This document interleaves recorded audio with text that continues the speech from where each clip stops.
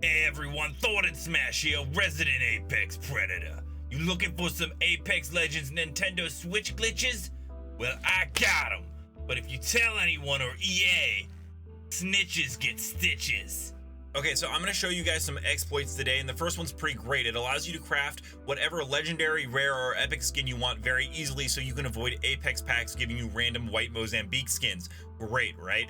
And it works on any system, Xbox, PlayStation, PC. The only system it doesn't work on is Steam, so that's something good to know. Also, you're not in danger of your account getting banned or anything like that happening. I've been doing this since season 1, and it's never been an issue. You're just going ahead and changing a couple of settings to allow yourselves to maximize your ability to get these skins that you want. Quick shout out to DJ, who was the first commenter on yesterday's video. This man is faster than a Naruto runner in the desert. Outrage on the matter at 6:30. Reporting live, Joe Martell's 13. The first important thing to know about this is that when you go into Apex Legends for the first time, you will need to create an EA account. That will be linked to your account. You're going to want to remember the email that you used along with the password so that you can access that on the internet at any time. And all you're doing is you're going to change your region setting on the website. To make this exploit work, you will also need to have the battle pass. So you will have to spend $10 to make sure that you have the battle pass when it starts. Otherwise, you won't get all the rewards that you're going to be able to get from this exploit. The reason the regions changing is so important is that because in America and a lot of other countries, loot boxes are allowed, which means you basically can get these Apex packs and they can give you a random item no matter what. However, in certain countries, it's actually illegal, such as Belgium, which I'm going to be showing you. If you change that to Belgium, they have to give you crafting materials instead of Apex packs, which means that throughout the battle pass, you will be getting crafting materials instead of Apex packs, which will then allow you to make whatever item you want instead of randomly getting a generated item. Hell yeah! And here is going to be my tutorial on how to do all of this so you can go ahead and get this done. Okay, so like I said, first thing up is you're going to go to ea.com. Right here, you can do help.ea.com, and you're going to go to log in. Here's where you're going to want to use your email and your password associated with your Apex Legends account. Okay, so once you've logged in, you're going to see your accounts on the top. You simply click that drop down. Go to account security. Once you're there, you'll see an about me section. You simply click that, you scroll down to the region settings, and you're going to want to change that to Belgium. You can keep it on English. This will not also region lock you onto Belgium servers. You can still play on your normal Apex servers to avoid high ping. All it does is let EA know what country this account is associated with. Okay, once you've gone ahead and changed your settings, close Apex and reopen it, go ahead and go to the Battle Pass tab. Now you'll notice that in the premium section below, all those Apex packs have turned into crafting materials, and that's because Belgium cannot make you gamble to get a bad poor item like a gold legendary Mozambique. You will now have the option to pick what legendary you want through the battle pass, and at any point you can change from Belgium back to your native country at your desire. So there's no risk of doing this. EA will not ban your account. There's no negatives from doing this except for getting more crafting materials. And at 38,000 crafting materials, you can craft an heirloom with the limited time events, so it's even better. With this exploit, you will still get every single cosmetic skin provided in the battle pass, so you don't have to worry about missing out on any of those. Along with that, you'll notice that in the free track of that video, you will still get Apex packs that are provided to you for free.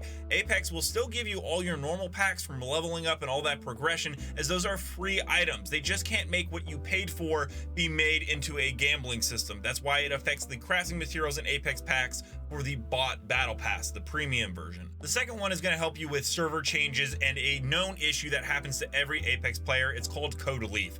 Go away! God damn it!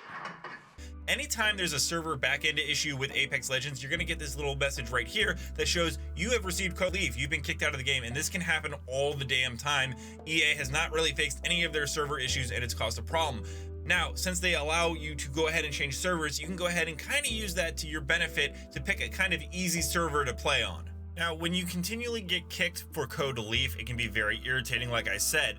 To do that, you're going to be in the main menu, and as you can see in the bottom left corner, it says data center. That's actually going to be the server you play on. So you just click the button corresponding with that, and it will open up a list of all the servers in the entire game that you can play on. Now, if code leaf is the issue that you're looking to fix, All you have to do is basically just pick a different server to play. You just load back in and you'll have no problem getting past that code leave section, because the server issue is on EA's back end. Something's not connecting right with that particular server. So you just switch the server and boom, you should be able to get in. So Apex Legends uses a system called skill-based matchmaking. And what this is supposed to do is to put you into lobbies with people of similar skill level. Liar!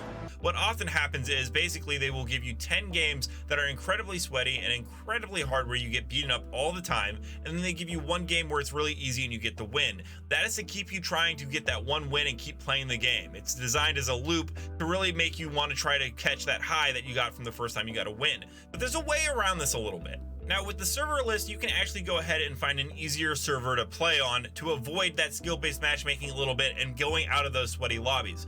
Now, a lot of YouTubers go ahead and say, this is the easiest server to play on, this is the easiest server to play on, and it's not that simple. A lot of it actually is based on the time zone and what's going on during that time. Not simply this server is just easy all the time. That doesn't exist. An example of this would be, say, Oregon, okay? If you're playing on Oregon at 9 a.m. Pacific Standard Time, you're gonna have some hard lobbies, because those are people that don't have work, or maybe professional streamers or professional game content creators like myself, and we're gonna be on that server because no one else is on at 9 a.m. Most of the real working world has school, regular work. Only the sweaty players are going to be on at 9 a.m. Pacific Standard Time on a weekday on Oregon server. What you're going to want to do is actually find a server that is typically 6 p.m. to 9 p.m.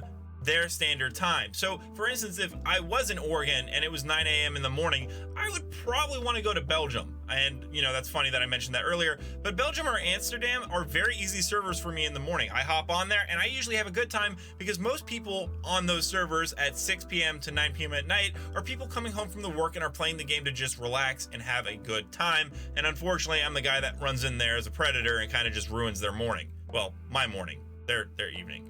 God damn it, I hate time zones. The only thing you're going to want to really be aware of is the ping that happens when you go to these other servers. That's basically, you know, the ping going from your internet to their internet and how much, you know, resistance and lag you may get, along with packet loss. Keep an eye out for that. You should always aim for 0% packet loss. Do keep that in mind though when you hop to these other servers. Some will work very well, some won't work. So it's really a trial and error for what works best for you. Now, the things that I showed you here are completely allowed within the game infrastructure. It won't get you in any kind of trouble or anything like that. But if you are looking for some game-breaking glitches, some game-breaking bugs, things that you can actually exploit in the game itself to make things go way differently than they're supposed to go, I can't recommend anyone higher than ICEE Ops. And this is his YouTube channel right here. He's got everything from how to run while healing, how to do RP glitches. He can help you a ton more with that content. He's way more geared towards that. I just wanted to give you guys some information to take advantage fully when the Switch comes out and help you guys get some of the stuff that you wanted in game that you might be interested in. That's going to be my video today, guys. If you have any questions or comments or are having trouble getting these to work, let me know in the comments. I'm more than happy to help and walk you through them. They're very simple to use, but I can understand how a little bit can be confusing in a condensed YouTube video. Until next time, legends, keep slaying in the Outlands, and I'll see you out there.